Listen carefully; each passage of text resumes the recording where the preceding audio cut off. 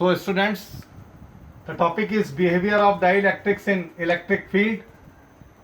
किसी डाइलेक्ट्रिक का किसी इलेक्ट्रिक फील्ड में बिहेवियर क्या होता है ये देखिए. डाइलेक्ट्रिक स्लैब है ये ABCD. ये पैरेलल प्लेट कैपेसिटर है.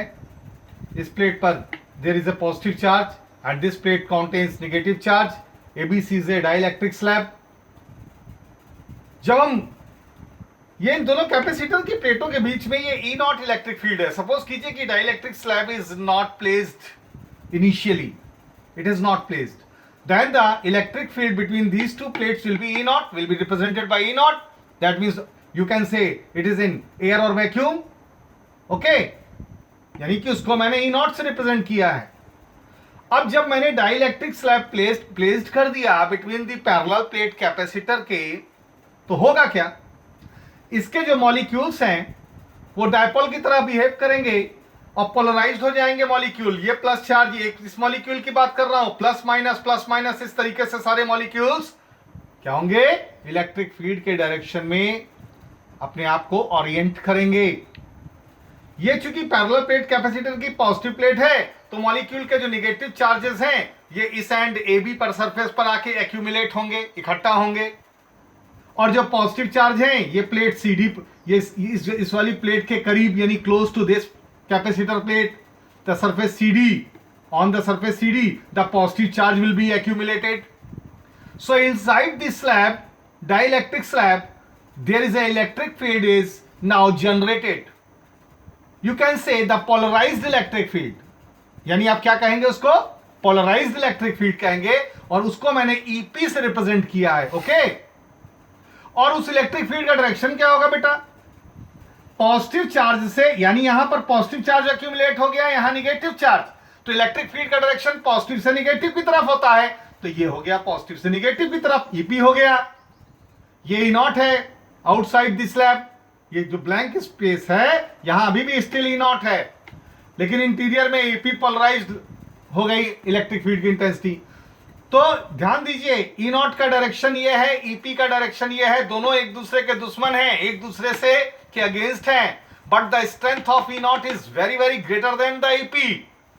So there will be a resulting electric field inside this electric slab and that will be represented by E in the direction of the original field E0. Clear? यानी इन दोनों की लड़ाई की वजह से एक internal electric field resulting पैदा होगी जो दिस माइनस दिस होगी. यानी E इक्वल टू क्या होगा? अभी अगले पेज पे मैंने दिखाया है. E इक्वल टू क्या होगा? E0 minus EP. क्लियर?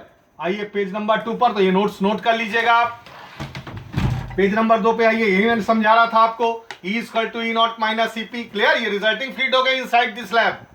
इसका मतलब क्या हुआ? यानी कि डाइलेक्ट्रिक स्लैब रखने पर क्या होता है? ओरिजिनल फील्ड से कम हो जाती है क्या? Electric field. When A dielectric slab is placed in an electric field, the field within the dielectric slab is weakened. weakened मतलब कमजोर हो जाती है comparative to E0. E0 की तुलना में जो E होगी वो क्या होगी? वीक हो जाएगी. फॉर्मूला ये ड्राइव करते हैं. फॉर्मूला क्या है? मान लीजिए कि कैपेसिटर की प्लेटों के बीच का जो डिस्टेंस था D था और पोटेंशियल डिफरेंस V0 था. तो E0 मैंने लिया था ना electric field before placing the dielectric slab. तो ये पोटेंशियल ग्रेडियंट का फॉर्मूला है. E equal to V by D. पढ़ाया था मैंने, पढ़ा था ना ये. D equal to minus DV by DX. तो उसी से लिया हूं.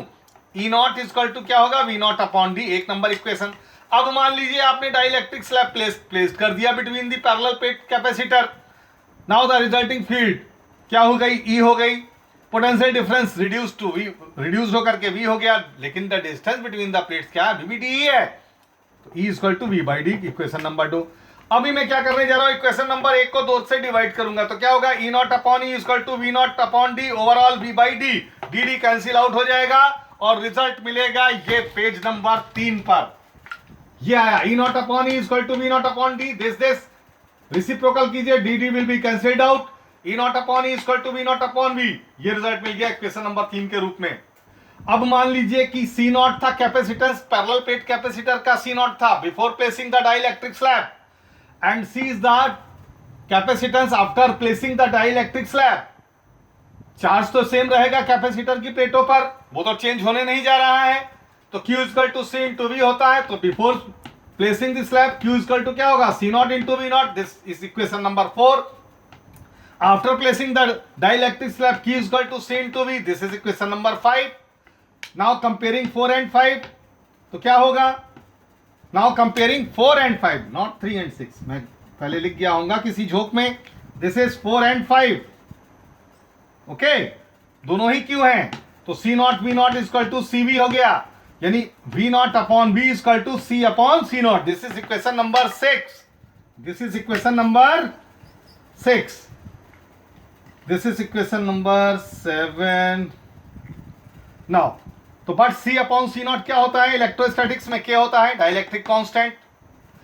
अभी मैं किसको मिलाने जा रहा हूं, 3 को, 6 को और 7 को। Now equating 3, 6 and 7, okay. जब आप मिलाएंगे तो क्या होगा, E naught upon E equal to V not upon V, और ये वी नॉट अपॉन वी क्या है, सी अपॉन सी नॉट है, और ये किसके बराबर है, के बराबर है। तो 3, 6 और 7 को इक्वेट किया तो ये मिल गया रिजल्ट। Thank you.